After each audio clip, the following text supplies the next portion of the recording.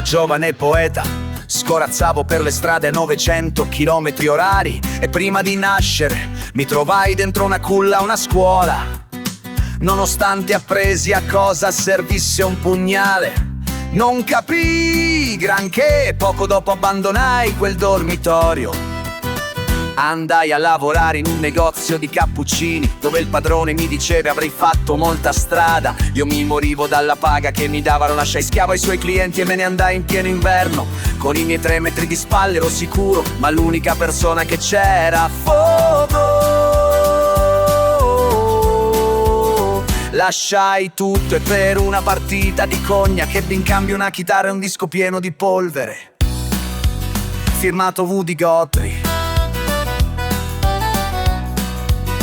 A cavallo di una nuvola, con i mutandoni a strisce rosse, bianche e azzurre, gridavo Forza America per accattivarmi le simpatie dello zio Sam. Ma appena arrivato alla Statua della Libertà mi diede uno scanassone alla Cassius Clay. Non potevo entrare, prima perché ero europeo, secondo perché ero italiano, terzo perché puzzavo di parmigiano. Gli risposi dicendogli che la prossima volta che sarei tornato indietro nel tempo avrei pagato profumatamente Cristoforo Colombo per rimanere nel porto.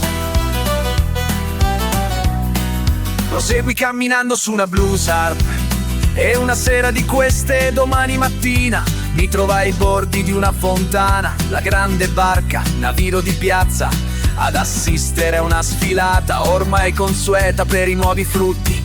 412 boys in fila indiana mi scambiarono per i Zimmerman ventenne. A me piaceva questo gioco e con una penna stilografica alta quanto il campanile di Piazza Navona, il campanile di una chiesa, autografai dentro i loro occhi. Quando poi guardandosi si accorsero che il mio nome era il Salis, mi sono detto forse è meglio evacuare, ma loro non mi hanno lasciato scappare, non mi hanno lasciato fuggire. Mi avevano scritto dappertutto questo motto, questo detto, questo scritto: non provare a cancellarti, altrimenti sei distrutto.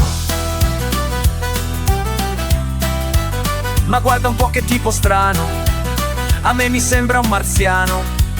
Ma guarda un po' che tipo strano, ma guarda un po' che tipo strano, si crede di avere il mondo in mano.